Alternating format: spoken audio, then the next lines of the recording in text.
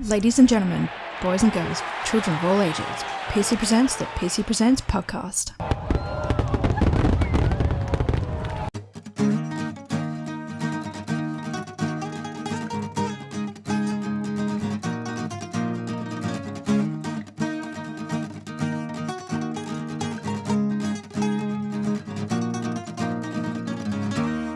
Hey, Pearcey here from the Pearcey Presents podcast. Thanks so much for tuning in to this week's episode featuring part 1 of Denis Pagan, Carlton and North Melbourne coach, Kangaroos coach of the century, the Shinboners, the Kangaroos. What else can you say? This gentleman has done it all. He's played football, he's coached football, he's won flags, he's an absolute jet.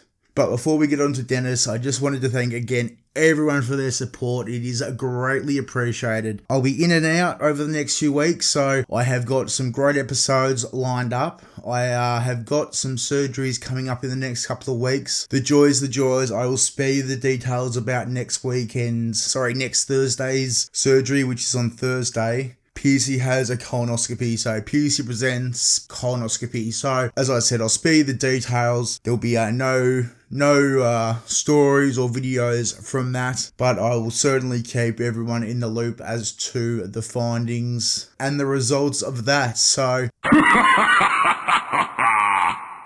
be gentle. As I said, I'm here to be open and honest with you guys. That's what's happening in my life. And then in 2 weeks after that, on the 31st of July, I have some surgery planned for my arm and my neck.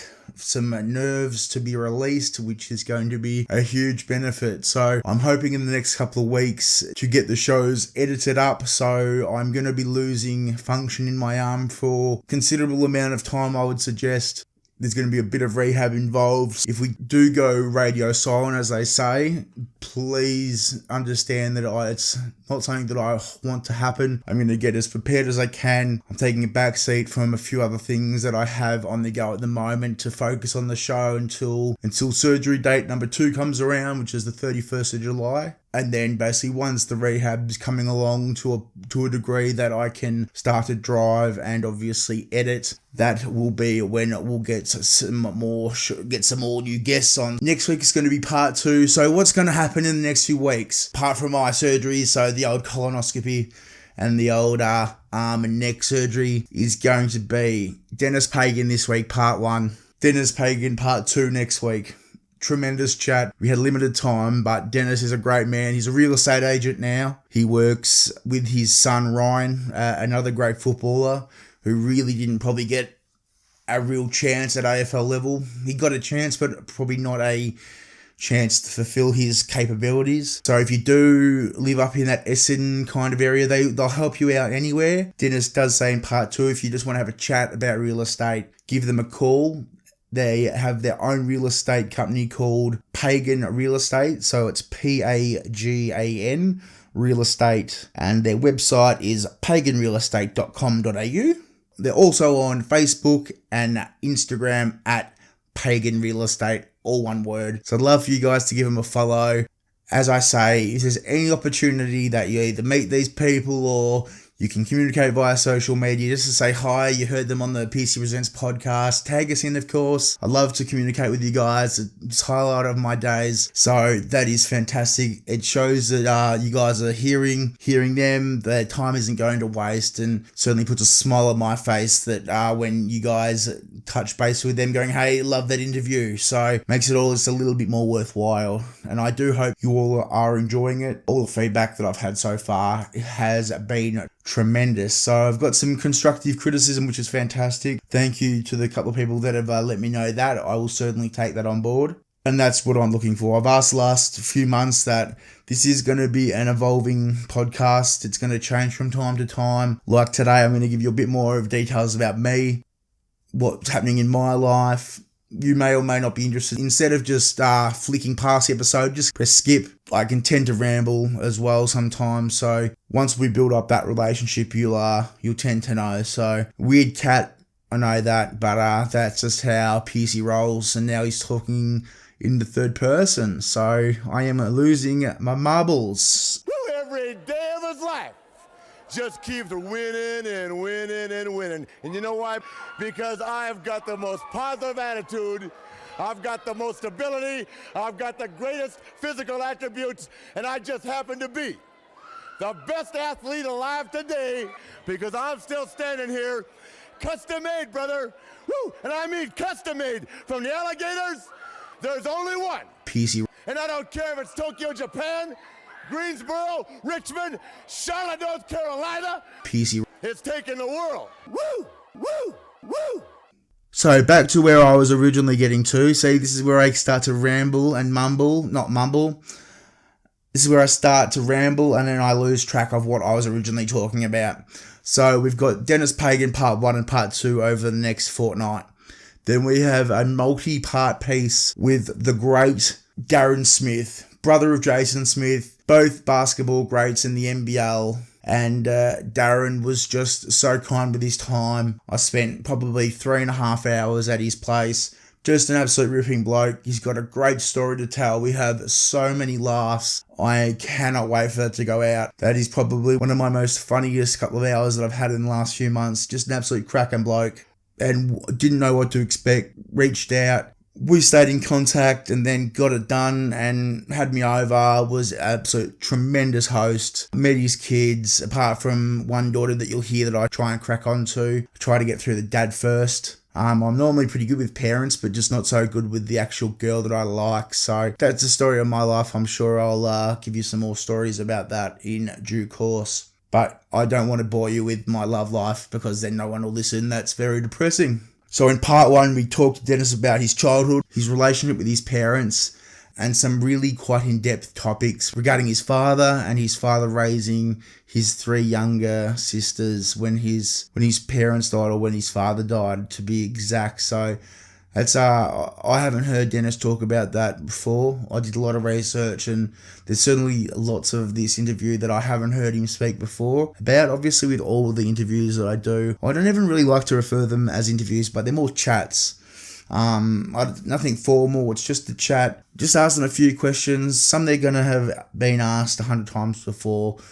Sometimes, I'm hoping, in the majority, the questions they haven't heard before, and it's a good time for them to reflect. That was obviously on a sadder point. We also cover off, as I said, his parents, his reputation as a coach, and his reputation after life as a coach. His thoughts on mentoring players, and he gives us some really good stories. For example, Glenn Archer, which some of you may not have heard, a highlights clip that I've put out over the past few weeks. Tough love in the modern day coaching environment, especially in the AFL. Interesting thoughts about new age coaches, which I tend to agree with. Being on a football committee, I can appreciate what he's saying, but then because it has worked for Denis, absolutely, and that's the way that I was brought up, bit of tough love. You need to get that feedback. That's why I love feedback. But it just seems to be that sometimes, and I'm sure this is what the generation above me and the generation above them were saying about them, that the younger generation seem to be a little bit more sensitive, for lack of a better word, and where you don't need to sugarcoat it, but you need to think about different ways about portraying that message. He does cover that off as well in a different form towards the end of part 1 about what the differences are between a good AFL coach and an elite AFL coach, which I had thought of before, but he really articulates it well. And that's one of the great things with Denis, is he's very articulate, and he certainly is to the point and can, as I said, articulate it very straight down the line. I asked him if he'd coach again in the modern day. That is an interesting topic that we cover off, and why he's not in football currently. And we talk about, I'm not 100% sure if it's in this episode or if it's in next week's episode, but Australia AFL certainly has an age bias. Any of you guys and girls that are APL fans or soccer fans in general, certainly in Europe, their coaches can be 50, 60, 70, but that's when they're peaking. They've had their life, they've seen different situations multiple times and seen it from different angles. So they're probably in the best position at that age, draw on life experiences, and to be able to communicate with a whole range of different people. Yes, absolutely agree. There's pros and cons on having a younger coach and an older coach, and it all depends on what that team, person, club organisation needs. But in general, I think that his answer will surprise you. So about why he's not involved in football at the moment. Sorry, this has gone for a little bit longer than we normally. I haven't been just begging for likes on Facebook and Instagram and Twitter. You know the deal by now. It's at Pearcey Presents on Instagram, Twitter and Facebook. Also, I've got a YouTube page up, so you'll be able to find those links directly off the pearceypresents.com website. And also trying to utilize Snapchat for a few different little bits and pieces here and there, trying to just mix up the content. Again, really would love any feedback, different ideas, different suggestions would be greatly appreciated. Again, thanks so much, guys. I hope you enjoy this part 1 chat with Mr. Denis Pagan, Shinboner, Premiership Coach, an all-round great bloke. Thanks, Denis.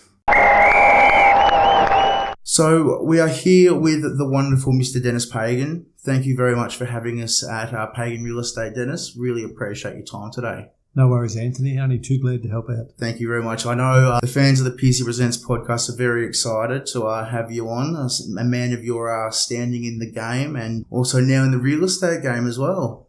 Yeah, it's amazing the road you follow. I never thought in a million years that I'd be involved in real estate, but my son came to me 6-7 years ago and said, Dad, why don't you come into business with me? And when I thought about it, I realised that he wanted me to buy a rent roll, and we went into real estate. So I had to go back to school and studied for some 8 months to get my full real estate licence so I could own a real estate business. So a lot of water under the bridge. We started off with a franchise, and then we 2 or 3 years ago we changed to Pagan Real Estate, and we've just gone from there.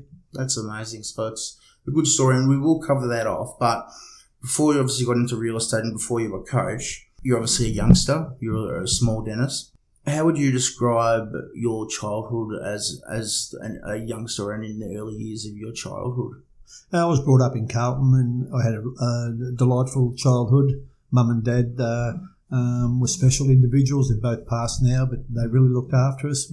I didn't know that they didn't have a lot of money, but we were always catered for. I lived for playing cricket and playing football. School was a byproduct of playing those games, and it was just I still have fond memories of growing up, going to Lee Street State School in Carlton and really enjoying my childhood. So typical Aussie boy childhood, yeah. Footy in the winter, cricket in the summer, go to school just so you can have the lunchtime hit or the lunchtime kick, and the schoolwork just kind of went along with it. Were you academic at all? No, far from it. I don't know if I agree with that, but you can only answer that. All your reports. I went to year 11 and that was it. Never thought it amount to anything as in business. Was only interested in playing football and sport and that sort of stuff. Started off with the first job was a clerk in an insurance company. I did that for a while, and then I was appointed a coach of North Melbourne under-19s and sort of took off from there. And that was my really where I got going. I played for Kangaroos for 10 years, but coaching was where I made my name, I think. And you have often said that coaches are like de facto fathers to players due to the amount of time that you've spent with the players. And that's even going back to when you're coaching, let alone these days. It's a full-time job, and I know you were probably at the tail end of that full-time life as a AFL player / coach. How would you describe your relationship with your mum and dad? You said they were great people, but you had a great relationship with them by the sounds of it. Yeah, mum and dad were terrific. Dad worked very hard. He had his own mini trucking business, had a couple of trucks, and he used to go to work on Saturday morning very early, probably 6:30, and then he'd come back and pick me up and take me to cricket or take me to football, probably watch the first half, go back and do some more work and come back after the game. So I don't have any negative thoughts at all about my childhood, and myself and my brother. I think we had just about the perfect upbringing. That's wonderful. And were your mother and father sporty at all? No, not really. Dad worked hard all his life. They were interested in the football, and they used to take us to the football, but never played. Only because they were working hard all the time, and in those days they never had time. No, Dad didn't show any inclination. He was My father, from the age of probably 15, brought his 3 sisters up because, my grandfather and my grandmother died very young. So that was, I don't think Dad had time for anything other than that. He had to grow up quickly by the sounds of it. Yeah, he did. He got along with his 3 sisters really well. Yeah, terrific, and they had a wonderful existence, and I'm sure very similar to myself. Two of my aunties are still alive, and Dad passed away probably 6 or 7 years ago. So unfortunately part of life, but it's never easy, is it? No, exactly. It happens to everybody, so you can't do much about it. Exactly right. You have a reputation as a meticulous planner, inspirational leader of people, and a relentless pursuit of excellence.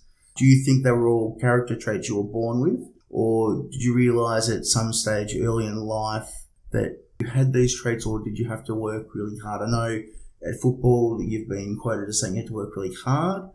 Do you feel that things come easily to you naturally, or naturally easily to you, or do you think that you, like me, you have to work really hard for everything that you get? Of everything that I've liked or wanted to be involved in, I've always been obsessive about it, and that's probably been my approach. I reckon it's not what ability you've got in life, it's what you do with the ability you've got. And I tried as hard as I could in the things that really I thought were important, or the things that mattered. And is that a message that you tried to get across to your players? Yeah, because the last thing you want to see is anyone waste their opportunities. And I've seen so many young fellas who are blessed with a lot of natural talent, let it pass them by because they haven't been totally committed with it. And, as I said earlier, there's nothing worse than seeing a young gifted player and he doesn't give himself every chance. Who do you reckon is the best coach you've ever had? I'll tell you the best coach I've ever had was me. And I've always believed the best coach for individual improvement is yourself. How many people assess themselves after a training session, skill session, you go out in the ground? Mark yourself out of 10. How many guys say mark themselves on a weight session out of 10? How many guys, mark themselves on their diet, where their skin folds are at? How many guys mark themselves on goal setting? How many guys mark themselves on recovery, rehab, lifestyle out of 10? How many guys rate themselves out of 10 on leadership? And if I was playing today, I'd have a ready reckoner of all the things that I think are important about being an AFL footballer, and every week I would assess myself. And if I couldn't get a 9 out of 10, I'd know that I wasn't contributing to the culture of the football club the way I should be. And rating yourself, you are the best coach for individual improvement.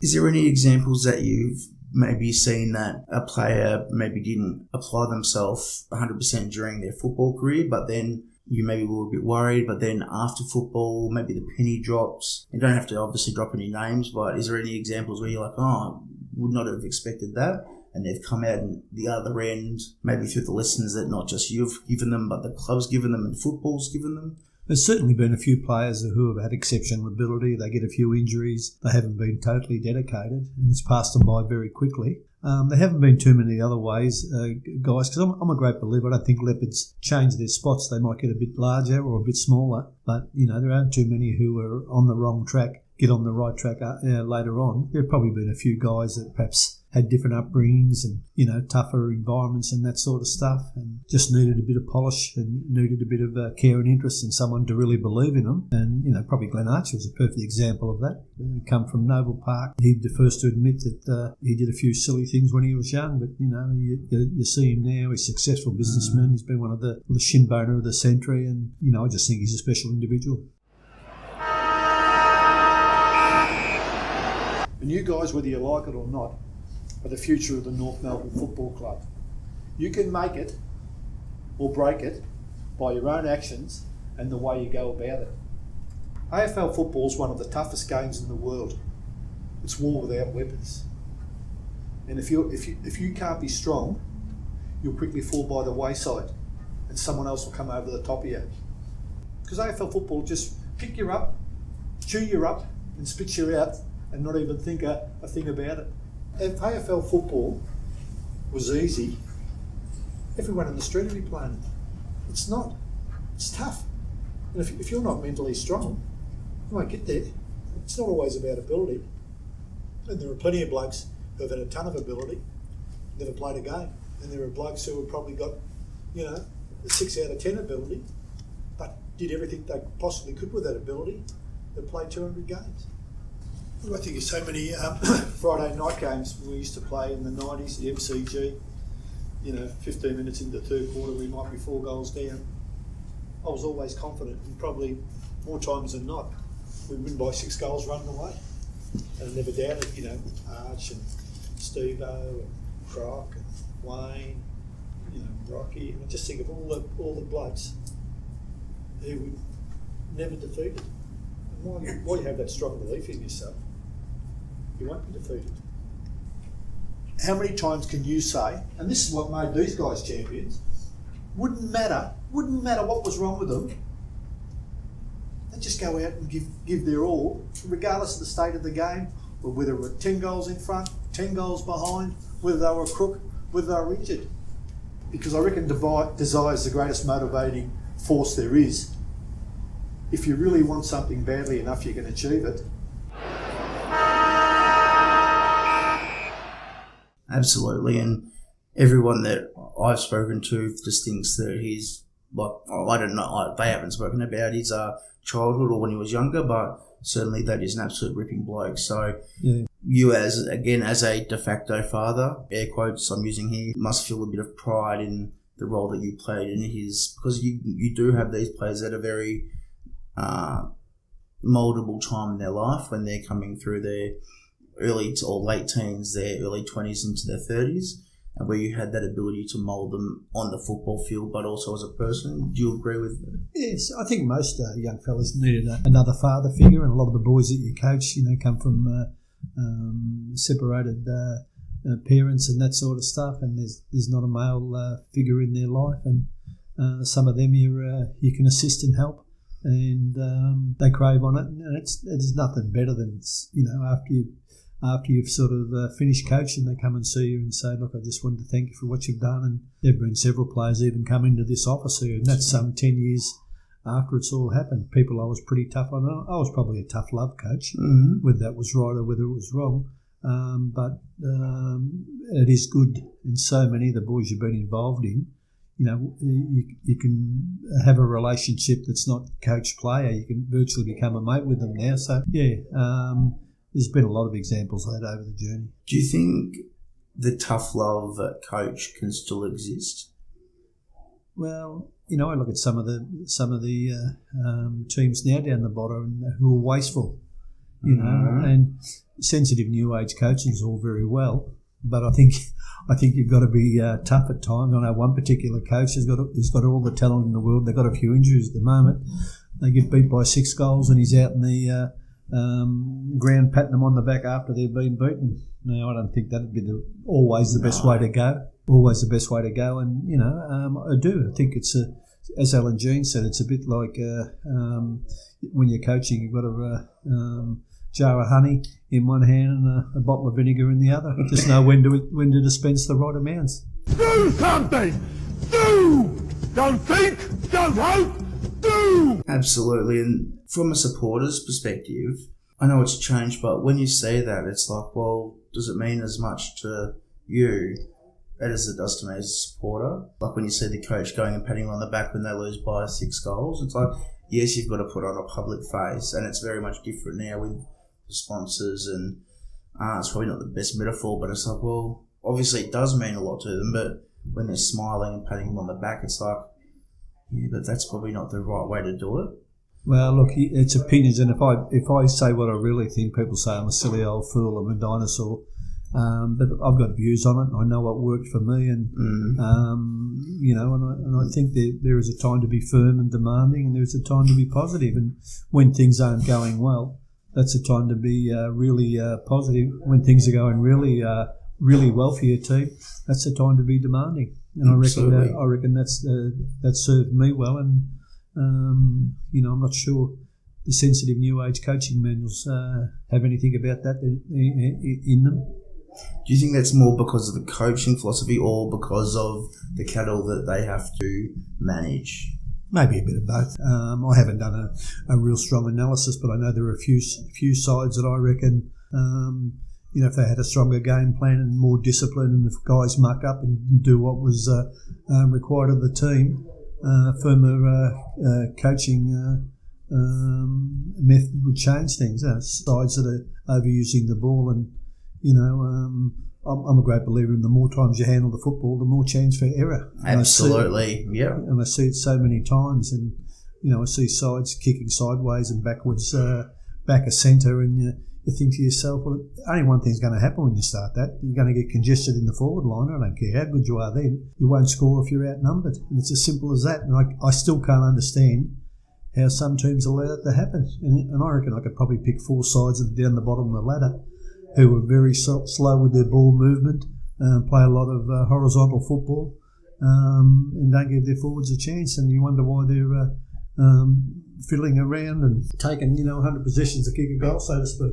Because you can't win when you don't get goals. Like, that's the plain and simple facts of it. If you don't get it between those 2 big sticks more than the opposition, which you're not going to do when you're kicking it backwards, kicking across the ground, which you have to do sometimes, I appreciate that, but it's completely contradictory to, I'll use it, the Pagan's paddock, where you open the forward line up, and I think, as you've quoted, if Kerry marked it, then all well and good, but he would always make a contest, and then you'd have your little blokes like Rock and all those boys run through and just pick up the crumbs. So and I know footy's cyclical when it comes in. I've got no idea about coaching compared to you. Like, you're North Melbourne team of the Century Coach, but I completely understand where you're going with that. So it's pretty basic sort of stuff. I think if you sit down and measure how many possessions it takes to kick a goal, if you're getting up to 50s and 60s, you're using the ball. Absolutely. And you're not going to go anywhere. So you obviously still have that coach mentality at looking at a game, which I don't think will ever go. If there was an opportunity now, I know I'm going to jump around a bit, but I know after Carlton, you were looking for another position, but nothing, and then please correct me if I'm wrong, no doors were open. If a door opened, would you go back? I've got the slightest inclination to coach a football team now. It's well out of my system. Probably, I think I'd be a better coach if I did, because of you become more worldly, and as you get older, more experience, and I've done a lot more watching of football. When I first started, when I finished playing, I went straight into coaching. Well, I had to formulate my coaching style and what my game plan was going to be, and I thought about Tommy Hafey in Richmond in the 70s, and I basically liked that efficient style of play, and that's what sort of followed from there. But you sit back and you look at now, and it's about people management. The AFL's full of good coaches and elite coaches. Good coaches have got good product knowledge, and they understand kick-ins and ball-ups and boundary throw-ins and fold-backs and floods, where the elite coaches understand people, they know how to influence and shape events and people.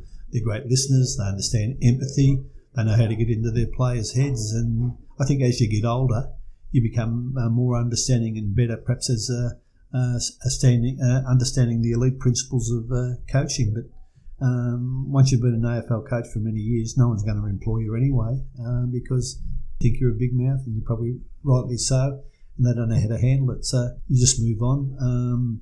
I wanted to be involved in football after coaching, but too many politics, and I know there were a few that put the handbrake on and that sort of stuff. People who made decisions, and if you're going to be successful, you need an ambassador. You need someone pumping your tyres up. But look, that's life. I still think of Ron Barassi, one of my coaches, and he said the greatest weakness with Australia at the present is people not accepting responsibility for your own actions. And I can still remember Brass like it was yesterday. Accept responsibility for your own actions. No excuses, no regrets, no alibis. Never blame anybody else, just fix the situation yourself. And I just reckon if you do that, it's amazing what you can do. And I still think Australia's a country where if you put your head down and your backside up, you can be successful. It mightn't happen overnight, but if you stick at it long enough, all you need is a bit of luck, and who knows what happens from there. Absolutely. Now, there's a couple of things off that response that I'd love to dig into. Tremendous. So we'll leave it there for part one with Denis. As I said at the top, he's an absolute champ. I hope you enjoyed part one of our chat. I certainly did. It was a bit of a trip over there to the Essendon districts, but you know what? It was well worth it. If the 10, 13, 15-year-old me knew that I was going to be having a sit-down chat with Denis Pagan, he would be doing cartwheels, because that's probably the only time in my life that I could do cartwheels. But then again, thinking back and looking at school photos, yeah, probably not. Inside, I would have been doing cartwheels. On the outside, I would have had a smile from cheek to cheek. And now I have a smile from cheek to cheek to cheek to cheek. Please give us a 5-star review if you can. Stay tuned, subscribe, that is a massive help. And of course, please spread the word about the Pearcey Presents podcast. If you can share a post, if you can go to the Facebook page and invite friends via that little link or that little button. Just invite some friends that you know that like those people that have been on the show, like Dilruk Singer, Heath Scotland, Rhonda Birchmore, Peter Hitchner. I've had real diverse feedback from different people that I really wouldn't have expected to actually listen to the show. So again, even if they just like it, it really does help me in more ways than I can explain. Again, I really appreciate it. Not looking for world domination, just looking for a little bit of support for everyone that listens to the Pearcey Presents podcast. So the next time you hear me, guys, next Thursday, I'll be getting penetrated by a camera. Ooh, ow, be gentle. The joys, oh the joys. Thanks so much, guys. Take care. Peace out. This has been Pearcey of the Pearcey Presents podcast.